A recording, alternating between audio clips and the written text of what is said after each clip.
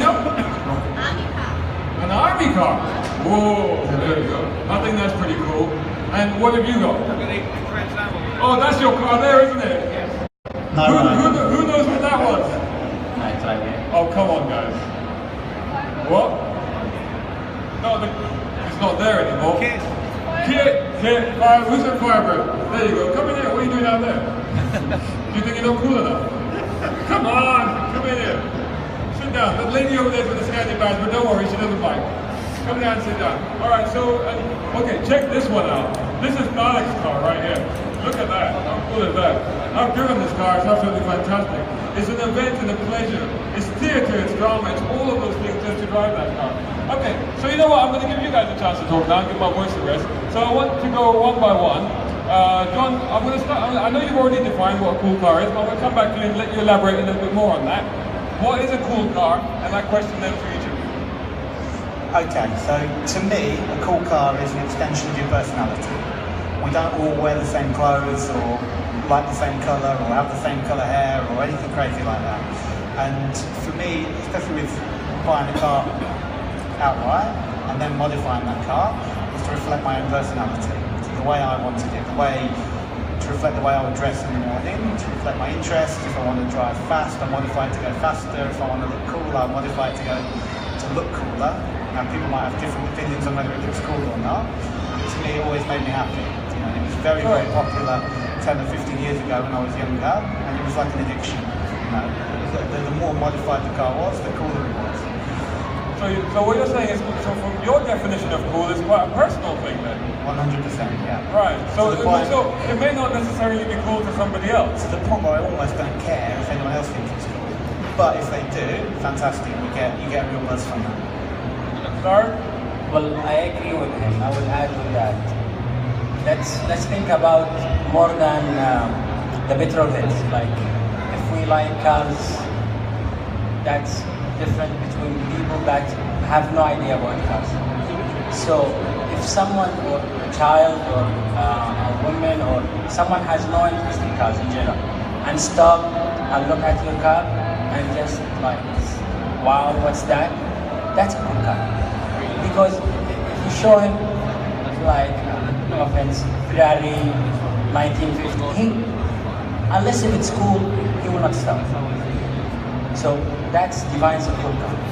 There is some emotions, some you look at it and you see something else different than any other cars.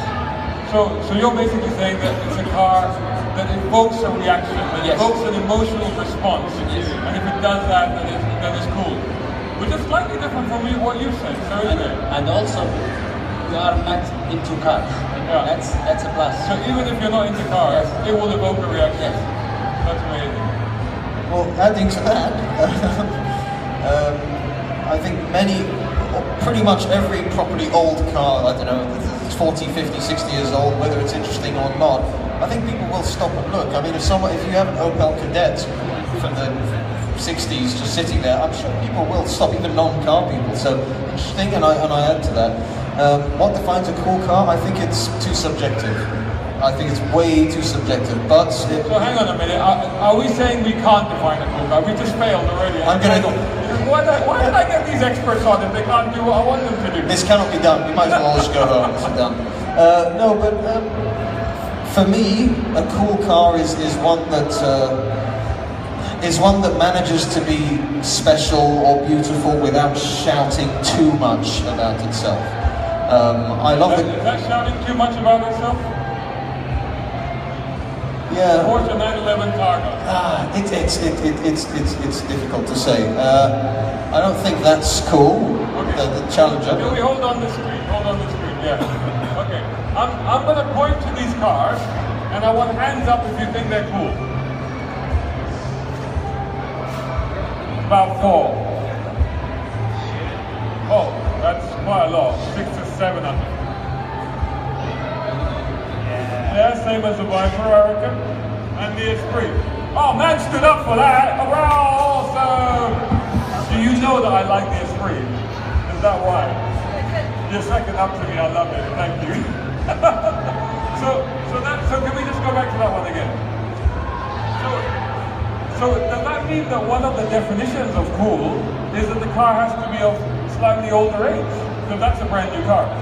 That's an interesting question. Yeah, that's a very good question. I think certain things mature with age, you know, much like yourself. And age is really relevant to me today. But you know, it's like older music. It's like older movies. You know, they represent an era that we can't get back again, and they're time machines. And there's a cool factor there, because the moment you sit in an older Cadillac or an older Ferrari or whatever, you're immediately transported to, 8-track cassette player, no air conditioning, no seatbelts. You're taken back to a time that reflects where mankind was mentally back then as well. Where political correctness was out the window, when we first went to the moon, and you know, the sky's the limit and everything. So there is a real cool factor about older cars. Is it evocative of your life period? Like you look back upon your life and you identify, it's like music, right? When you listen to a certain song and then you're suddenly reminded of certain, John, you want to comment on that? Definitely, I agree with that. Yeah. And I have a Dubai-specific theory on whether cars are cool. Yeah, let's hear your Dubai-specific theory. Because obviously we live in Dubai, and supercars, hypercars are a lot more accessible. You know, I know for one, if I go back to the city where I'm from in the UK, there's a Ferrari 458 parked outside a restaurant. There's 10, 20, 30 people taking photos, taking selfies, peeking through the window. If we see a red Ferrari 458, and don't get me wrong, super cool car, you tell them twice. So we are spoiled. We are spoiled. And I think it's very hard to stand out in Dubai. And I think that's why there's such a rich car culture, and there's so many cool cars. And I think that's why the petrol heads in Dubai really appreciate stuff that's one-off, it's classic, modified, or it's super new and expensive and cool, you know, because the Porsche is awesome. That's perfect every day. I do like the 911 Targa. I think that's actually my favorite 911. However, compared to these, but I can understand why the audience who probably see 3 or 4 on the way to work would rather see the Viper or the M3 or the S3. It was interesting. It was interesting that you said it reflects an era, because I was, you know, I drive a 1966 car, but I wasn't born anywhere near that period. So I think it's yes and no. Again, it's idiosyncratic. It's your likes and dislikes. But then do you? And I'll throw this to Derek, because you said 66, but his angle is 66 to build, and you're specifically focusing on 66 cars. What is it about 66 that has appealed to you? Is it the era or is it the car? No, it's the car. It's that car, exactly. Well, you see that era, each car has one design. Design it from bumper to bumper, which has one idea, has different emotions. If you see nowadays cars, there is a group of people designing one car. You don't see any connection between the beginning of the car and the end. There is a small number of cars which is really cool now, but classic cars before was really cool because of that. Everything was cool, Everything was cool. Can we go to the next screen on this? There were no constraints. And just stop there. Okay, I'm going to do the same thing again, guys. Okay, who thinks this is a Hellcat? Who thinks that's cool? Yeah, about 6 or 7 people. These Trans Am. Oh, I got 2 hands for that. I got quite a lot. Now, is that because it's associated with a TV program, or that's because it's a cool car? Hang on, I want to understand this. Actually, I'm an owner of Trans Am. I'm an owner of Trans Am. So it's not about the TV program, the car itself is cool. Okay, who knows what this car is? There's a few people who know what this car is. What is the car? Jensen Interceptor Modified, well done. Is that cool? Yeah, I think we got 4 or 5 for that one, and one at the back there. That's cool. Yeah, all right. People are coming round to that one. That's interesting. That took a little while, and then people sort of came round to it. That's interesting. And finally, we've got my colleague Imtishan here in this little thing. Who thinks this is cool? Oh wow, that's got to be the coolest one so far. Why is that one cool? Who can answer that question? Who can define that for me? This is weird, but it's still cool. It has that, it draws that line. It's weird, but it's still cool. Weird and wonderful, I think, is the answer to that. Unique. Now, I'm going to ask John, because John, you actually sold these for a while. Why do you think, what was the appeal of that car? It's crazy, and I think crazy is cool. And don't get me Crazy wrong, is cool. Crazy is We're cool. getting some, we're getting some definition now, actually. That's good, yeah. You can't get further away than what we've defined as a boring car. Yeah. And that car is completely bonkers. Is it even a car? I want to ask my colleague Imtishan, who particularly fell in love with that thing, what made, I didn't think it was a car that was going to appeal to you, but you went madly in love with that thing, right? I'm about to point out that it took a long time to get the review up because the car was extremely reliable and extremely fond of starting in petrol stations, extremely fond. But I will say one thing, I make it very, very simple for people. That car made me happy. It made me really, really happy, and I can't explain it. That's personality. It's like an emotion. I think the other thing that we found with that car is that you were an instant superstar. No matter where you stopped in the car, people took out phones and cameras and started. You felt like a millionaire, right? Now you drive around a 66 Cadillac. Can we get a picture of his Cadillac, please? Can we get a picture of his Cadillac here? 66 Cadillac. Does that make you feel like a film star? I mean, that's very glamorous, isn't it? The 66 Cadillac. This one, this is it. These two down there. This is Tariq's car. This is one of Tariq's car, one of his three cars. Can we get him a round of applause, please, for this? Come on. Because this gentleman doesn't just own these cars, but I've seen these videos. He spends the weekends detailing them himself, washing them himself, working on them himself, and then he drives them. He drives them all around the country. Tell us about your cars. Well, it's a passion. When you work on these cars yourself, fix them, maintain them, wash them, take care of them. And not just that, it has to be really unique. It's not just any 66 Cadillac. There is lots of them out there. But it has to be the right color, the right stance, the right everything. Everything about the gold one I personally picked. Even the color combination, I waited so long to get this car, like inside and out. Then I worked on it, designed it myself. So at the end of the day, people will see that, will appreciate that because they can see it. Everything goes together. They think it's cool. It's really long car. They are not used to see it in the streets. Most of our cars now is very, very short compared to the 6-meter car.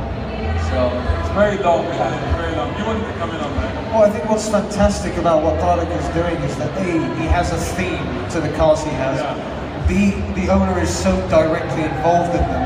And that great, is that the chop top? yes. Yeah, that chop top, I mean, it's so, Los Santos, the Mexicans of Los Angeles sort of thing. I think it's fantastic. So just define by chop top, Tariq, what has been done to this car? Just explain what's been done to this car. So if you see, I'm not sure if That's the gold. That's the gold one. Yes. The chop top. So the top of this car has been chopped 3 inch.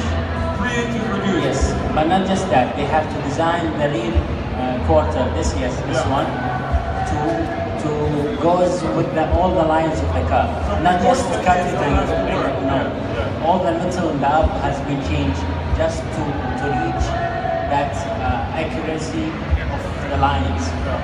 Also, there is no door handles. It has been sheared, they call it. We open it by remote control. It has been bagged, so it rides on airbags, so it goes all the way down to the frame, as you can see now. So that's make it cool because it's really long. But you've gone in two different directions. Like in some of your cars, you've gone for authenticity, Yes. and in some of your cars, you've gone like highly modified.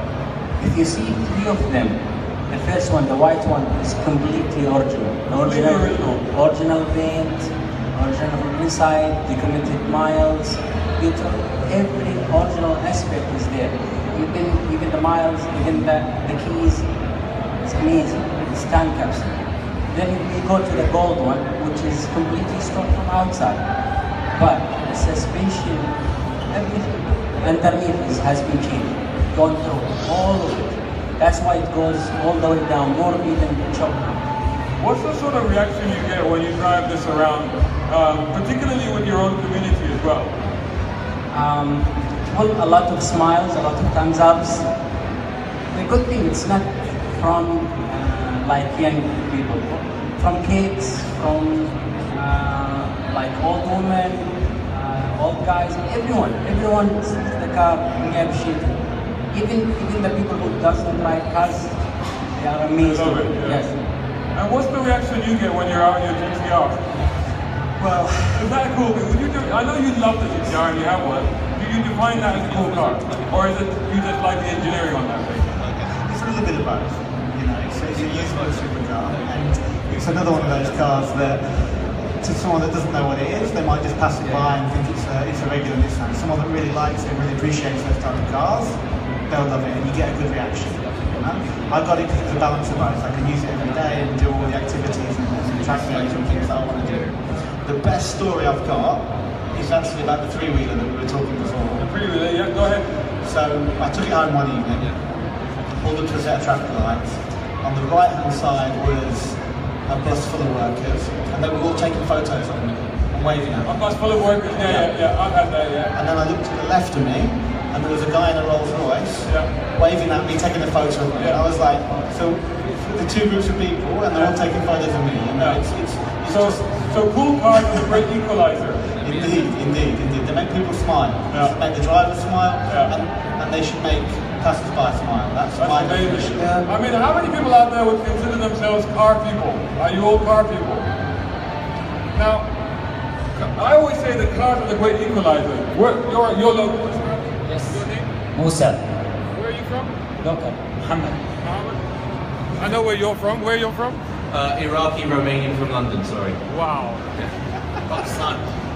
India, but born and raised here. So we have a variety of people here from different places, and I think the one thing that sort of unifies everybody is an interest in cars. Where are you from? United States. United States. You've not been kidnapped yet. We're working on it. Cars unite people, don't they? Cars unite people. And I think this is one of the things, is that story is really interesting. Because a cool car is a cool car in the context of its environment, because the story you told us earlier about the Ferrari in London is very relevant. But in that environment, it works and it speaks that common language. Hassel, do you think that there is a language of cars? Do you think there's a language that speaks across nations and across places as well? Yeah, I think certain cars, I mean, you know, when you look at what was said earlier about, you know, we value certain cars but not others because we're in Dubai, etc. And then you go to Europe where they do value, you know, they would love to see a Ferrari 458 go by, but if they see an Austin Healey, it's I see them quite regularly, whatever. But I think there are definitely certain cars where to absolutely everyone on the planet, they are special. If you put a Lamborghini Countach in the middle of any capital city in the world, it's going to drive people nuts. You put it in the middle of a village, it's going to drive people nuts. It looks like a spaceship. So I think, yeah, there are definitely certain cars that do not meet that rule and that the other can meet exception to that rule. One of the things about, actually, can we hold on the screen? Can we hold on the screen? We're going to play this game again. How many people think that's a cool car? Yeah, about 5, I think. How about that one? What is it? Wow, what is that? What is that one? Who can tell me what that one is? Is it Ford Zephyr? We've done a story on that one. What is it? It's a Chevy Coupe. 46 Chevrolet. What year was it? 46. 46. Master Deluxe. Chevy Coupe, again customized with a chop top on there. Who knows what that one is? Yeah. And who thinks that's cool? Okay, that's a hybrid. Who still thinks that's cool? Yeah, okay, that's good. That's good, I'm liking that. And what about this one? Whoa, very strong reaction for that one. So what makes that one cooler than the one above? Who would like to respond to that? Maybe I'll go to you, because that's an American car. What do you reckon? Memories. Memories, you reckon? Because it evokes certain memories of a certain time. You should watch our Camaro videos. You'll enjoy them. Because we've done them in the style of each decade. Now, one of the things about boring cars, I'm going to speak up for boring cars for you, is that you can use them to go to work. You can use them to go shopping. You can park them anywhere and not worry about them. You know, you can take them anywhere and you can put them in the mall, it doesn't matter. So there are a lot of advantages to driving boring cars. What are the advantages of driving cool cars? Well, you know, if you have a cool, let's say my 1966 Lancia, if I urgently need to go somewhere and oh hell, I forgot, I don't know, my wallet at my friend's house, I have to hurry back to it. You do that often? Yeah, quite. Do you have any money in it? Quite. But you know, I can't rush towards the car and find the key and fumble, unlock, turn it on, wait a few minutes for the fuel pump, and then switch it on. The guy's going to go to bed in 15 minutes, then I have to let him He's very punctual about that. And then I have to, you know, and it's not a car that you can casually chuck yourself into like my S2000 and then quickly just get up and go. So what is your process when you get into your Lancia? It's unlock the door, sit inside, close it, put on the gloves, put the key in, turn it, wait for the fuel pump. Is it choke? No, a little bit of choke, but that can switch off once it warms up. Then I get my Bluetooth speaker because it doesn't have a radio. I put my classic Italian and French music playlist on, and let the engine warm up, start moving gently, and then ride into the sunset. So now you've just highlighted the advantages of a boring car. I was asking you to highlight the advantages of a cool car. Because it's an experience and it's an event every time you get in it, I think. It's always a special moment when he gets into his Cadillacs. It's always a special moment when he gets into his GTR and does 0 to 60 in less than 3 seconds. You know. To be honest, I mean, your GTR is a daily driver, right? I mean, that's not an issue, is it? Not for me. No? I like to keep it special. When I want to drive it at the weekend, I want it to be clean, full of fuel, ready to go. And if I use it every day, even though you can do, it's not special to me. So I've always had, this is another theory, a donkey for every day, and then a racehorse for the weekend. Sometimes A donkey for every day and a racehorse for the weekend. Sometimes you need a donkey to keep your racehorse in good condition. Yeah. You know? So, if you like, by rationing the GTR, are you making it more special for yourself? In a way, yeah. But I was just thinking then, I used to have Mitsubishi Evolutions, and I had 4 of those. Mitsubishi Evos? Yeah, and I drove them every day for 5 years. Yeah. I think the amount of fuel that I used contributed to Dubai's success, even though I was in the UK. Yeah. But I loved them, and you couldn't get me out of that car, and I absolutely loved it. So, and it made me feel good every day. I was addicted to it. I felt proud of my car. I used to go to my events. I wanted to drive it. Maybe it's the running costs for the GTR that put me off driving it every day. But do you drive your cars every day? No. No. Cadillacs, no. Even though you've got 3 of them? Yeah, no. How often do you drive them? Well, in weekends, shows, when I am like in bad mood, I want to have a good This is very interesting. So when you're feeling a bit down, Yeah. when you're feeling a bit moody, the car actually picks you up. Of course, yes. Especially for long drive, you know, it's a cruising car. So. But I'll give you another example of how we define cool cars. Like, forget about the Cadillacs. I used to have Impala, a new one, like 2015 or something. It was a great car, but it was really, really boring. There's nothing fun about driving that car. What car? What was it again? Impala. Impala, right? Yeah. So I was really bored about this car. Then I bought a new Opel OBC, Opel Astra OBC. An Opel Astra OPC. They're a fun car. That's really car, fun, and very cool car. Everyone's asking me about this car. It's almost the same price as Impala. It's way different. Drives really nice. People asking about me, taking picture of it, and very rare. You don't see a lot of them in the streets, which make it cool. Astra, you were going to say something. Yeah, with my car it's a bit different because yes, I don't drive it that often, but not out of choice. It's because it's just not working 70% of the time. But I guess that has contributed to it being much more of an event when I can drive it. Because before recently, my garage boys, they worked magically at rebuilding the engine. But until then, the car only drove perfectly once for 15 minutes. But it's worth all of that just to wait for that moment where the car is working perfectly and the language that you're speaking with it is perfect.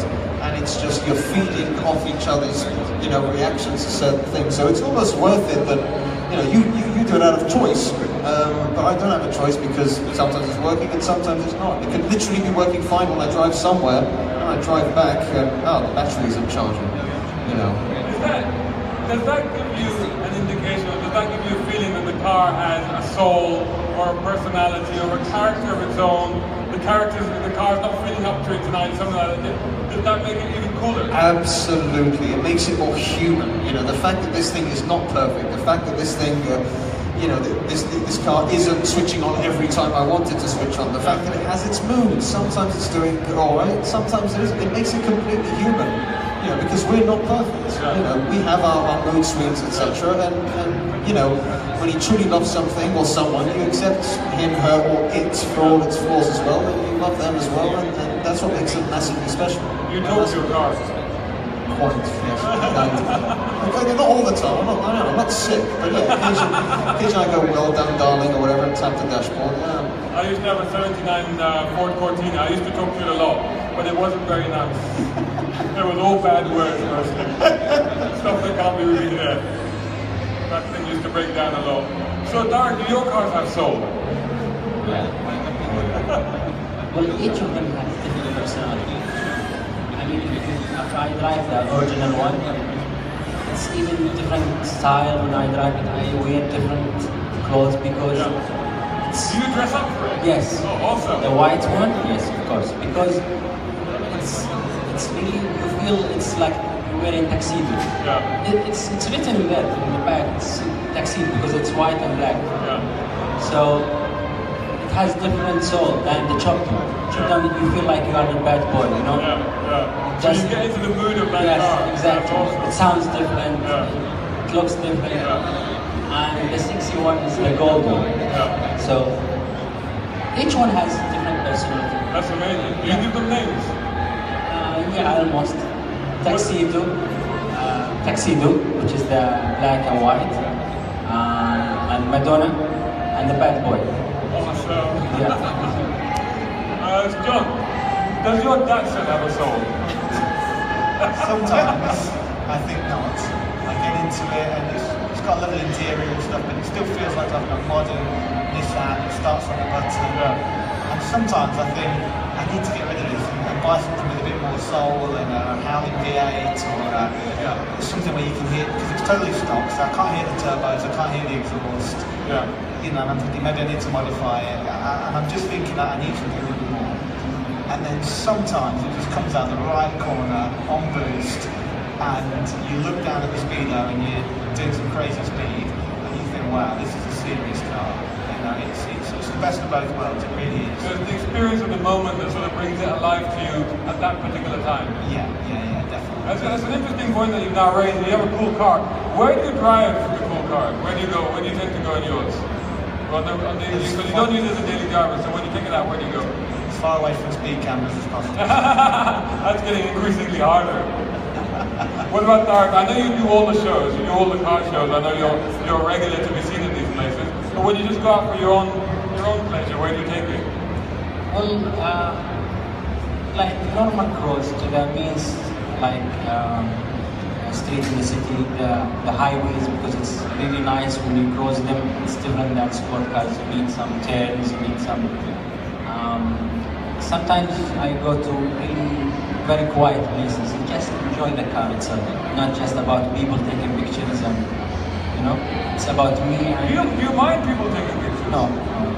Because I know there's a friend of ours actually, I won't name him, but he has a Morgan, and it's a beautiful car.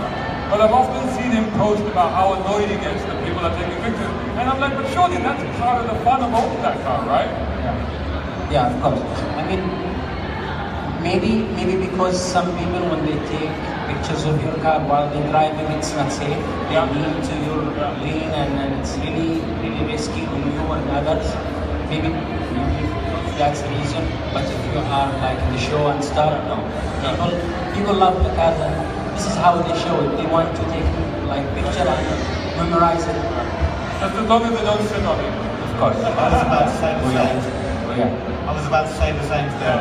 What experience have you had? when I had my black GTR, you took a really nice photo of it that same day. I came back and there was a kid sitting on the bonnet. Actually and sitting on the bonnet. And as I went up to the car, he's like, he looked at me like, what's the problem? Yeah. So earlier I said one of the advantages of having a boring car was that you could park it anywhere. Have you experienced nightmares of having to park your car, your cool car that is, somewhere? Absolutely. Now you've already given us one example. An example of having to park your Cool car, yeah. Yeah, so if it's anywhere with public parking, then it's all the way. I mean, speaking of people touching cars, there's a kid trying to force open our 911 right now. When I park, oi, there you go. That's right. Keep walking. No. But yeah, when I'm parking my Lancia or even my S2000, I always prioritize and try to find a parking all the way at the end of the queue. So because I know some moron is going to come in their big 4x4. Kids or whatever, they're just going to chuck open the door and not care if they make a thing of me. So yeah, absolutely, you want to be careful with parking. Mostly I don't park it anywhere. It's too long to park in regular parking. It's too big. Yeah. So I have to study it really well. I don't park it anywhere. Only shows or like parking without anyone just near me, because if there is something happened to that car, I cannot really bring it back. Do you think that with a cool car, if you get a door ding or a scratch or something, does it hurt a lot more? Oh yeah. Absolutely. But you know, if a car was perfect before and now has an ugly ding, then yes, it's terrible. But you have some of these resto mods or these original condition cars, and a lot of this in the US, it's becoming a thing now, where they have so many dings and so many ugly patches of paint and everything. They're really cool. Rat rods are pretty cool. Yes. Rat rods, and some of them are sort of resto modded rat rods. We have an old 911 banger that's in original condition, but completely fugly. But it's fine if someone has keys or a watch or a handbag and it bangs into it, because hey, it's adding to its story, whatever. But when a car was already quite perfect and immaculate and something happens, then yeah, that hurts. Yeah. Okay, I'm just gonna ask you guys one last question each one. Advice to people who drive a normal car every day, but don't feel happy enough with that car. Should they go for it or what? I think life is short. Have something interesting on the side, definitely. I mean, the military pickup or whatever it was from the 80s, that's fantastic. Does it make sense? No, it's ridiculous. It's utterly ridiculous. But I'm so glad that you have it. It's important. You know, having many of these cars makes no sense.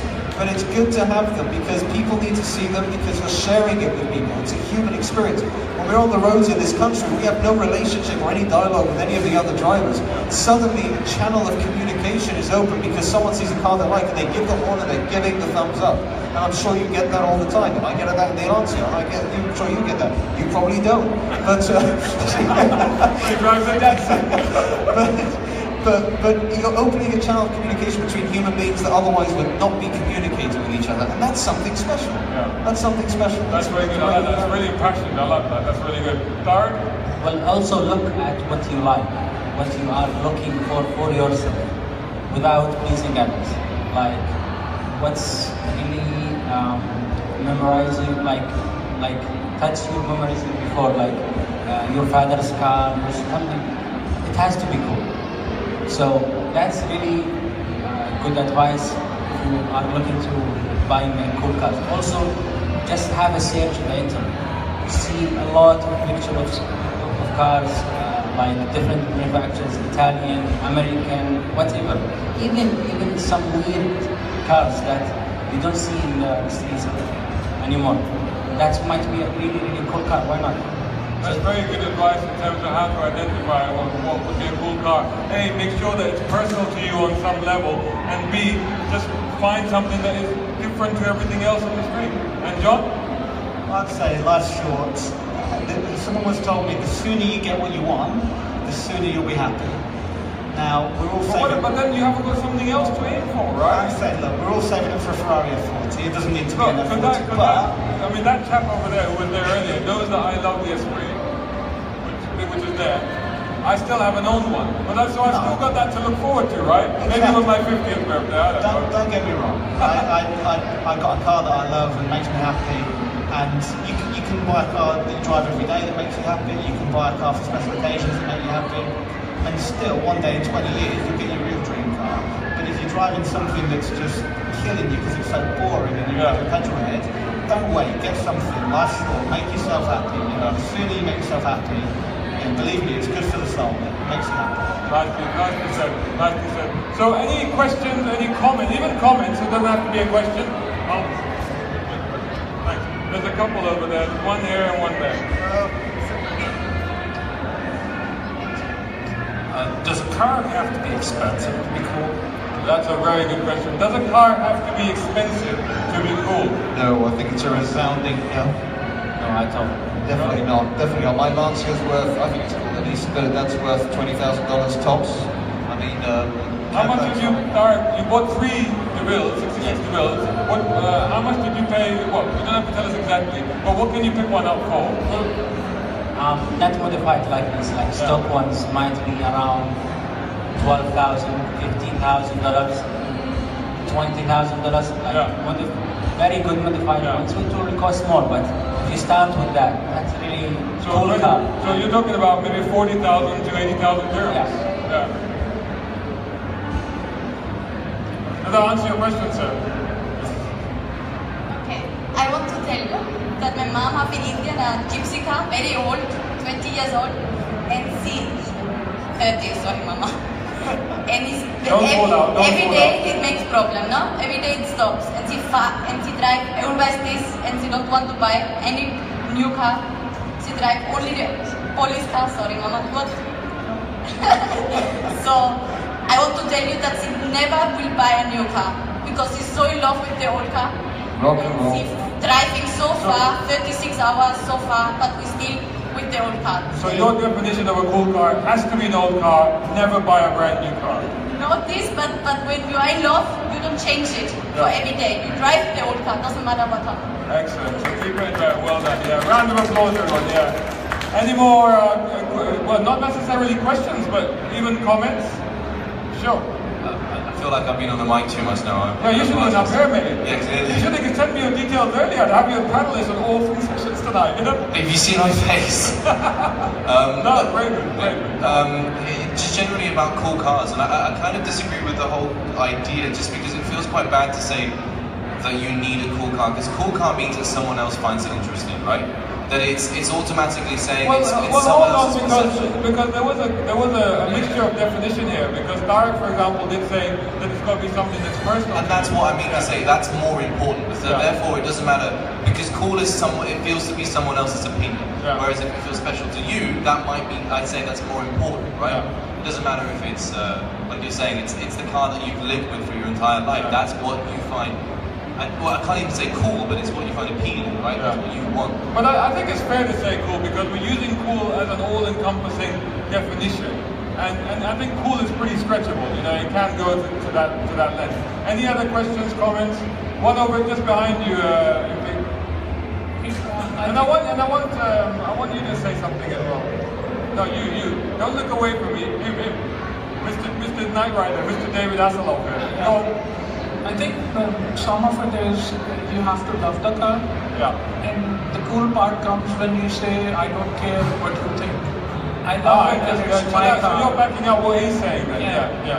So it's my car, I love it, and I don't care. And then people come in and they appreciate that. So again, what Tarek said is like the definition comes from within. It's cool to me, and in fact you also said that as well. It's cool for me, so therefore it's cool. It's about being fearless. It's about, I don't care what you think. I like it, and then people have come in and appreciate that, and then they find that cool. That you don't care about the world here, you don't care about if it breaks down, or if you're going for what you like to do in life. I think that's cool. That's awesome. Let me add on that. Let's see, if you are not convinced inside that that's a really cool car and you like it, nobody else will really feel that. If you park your car and you just leave and you're not looking behind, that's not a cool car. That's actually, you know what? We haven't said that tonight, but that is my #1 definition right there. If when you park the car and walk away, if you don't turn around to look back at it, it's not cool. That's actually, that's the #1 definition right there. And you were going to say something. I was going to force you to. Oh, you have a question. All right, cool. I want just to say a small advice. When you want to buy a car, buy the car that describes your personality. Yeah. What suits you. The amount of power that make you do things that you do on a daily basis. Yeah. So it doesn't matter if the car was so powerful, like 800 or 900. Maybe it's 200, but you like it. It's powerful. It can do anything you want. So that's my advice for it. Again, going back to my answer, I don't think it's a representation of me much at all, to be honest. I'm 6 foot, you know, and 90 kilograms, but it's an adorable, tiny little Bella Italian car with a 1.2 litre. Sorry, I'm going to interrupt quickly because it is an interpretation of what you think you look like, and I know you, Asil. That's exactly, with your Italian music and everything, that's... I'm sorry, I put you on blast now. Keep that off the stage, that's a personal thing, though. Okay, no, we'll just finish with Mr. David Hasselhoff here, and then I think we'll wrap it up now. Well, basically, the thing is, what I feel about when I have my car with me, I feel very happy driving around the streets. I mean, basically, you just have to be very passionate about it. I mean, it's basically a very iconic thing. It's a very iconic thing. I mean, actually, what I want to hear from you is just how cool is it to drive Kit around? I mean, seriously, that's a car that for a lot of us petrol heads, that was a defining car. And you saw the reaction when we pointed at the picture, right? Yes, basically it was one of the famous cars back in the 80s. Yeah. Whenever I take it out, it's just it's very difficult to just go slow. Yeah. And I know you personally. I know you put a lot of effort into it. You made a lot of sacrifices. Do you feel that was worth it? Yes. Yeah. Yeah. Well, it took me at least 5 years to build it. Yeah. Hard work just paid off. Yeah. I'm quite happy with the way it is right now. Well, that's brilliant. So I think a round of applause not only for Mr. David Hasselhoff here, but also for our wonderful panelists here. Thank you very much, guys, for attending this. Thank you to you guys for being cool. You guys are all cool, and I think you are all cool for attending our talk. Thank you so much once again for attending Ignition Live. We're back tomorrow at 2 o'clock with 6 great more panel discussions tomorrow, and I hope that we'll be seeing you again tomorrow. Thank you very much.